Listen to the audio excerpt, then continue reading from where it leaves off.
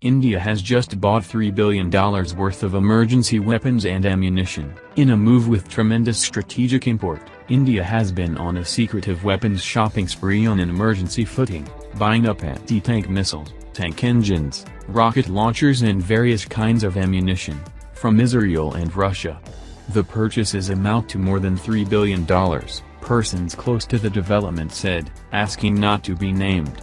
Deliveries have begun even as new orders are still being placed. From Russia, India has bought a few thousand anti-tank guided missiles, several T-90 tank engines and critical tank components. The Russia-made T-90 is the Indian Army's mainstay battle tank. The Russia list also includes multi-barrel rocket launchers that operate with the artillery against advancing columns and soft-skinned targets, and large quantity of various kinds of ammunition. From Israel, India is getting sophisticated unmanned aerial vehicles and several thousand missiles, mainly for the Indian Navy. HuffPost India is withholding the exact nature and quantity of the arms and ammunition because of its sensitive nature. But to give a broad idea, the purchases are to shore up the stocks of the Indian Army and the Indian Navy.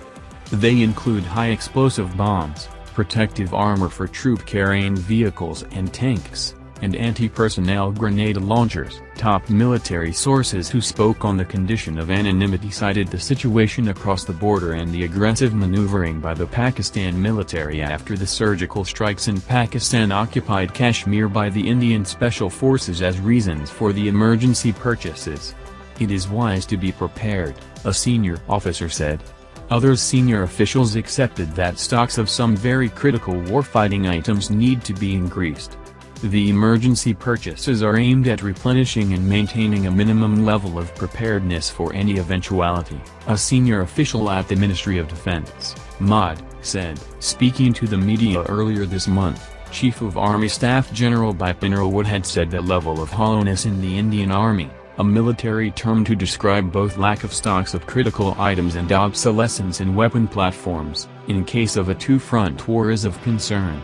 A two-front war is a situation where India will have to engage Pakistan and China simultaneously. He went on to add that the military was comfortably stocked to handle the proxy war in Jammu and Kashmir.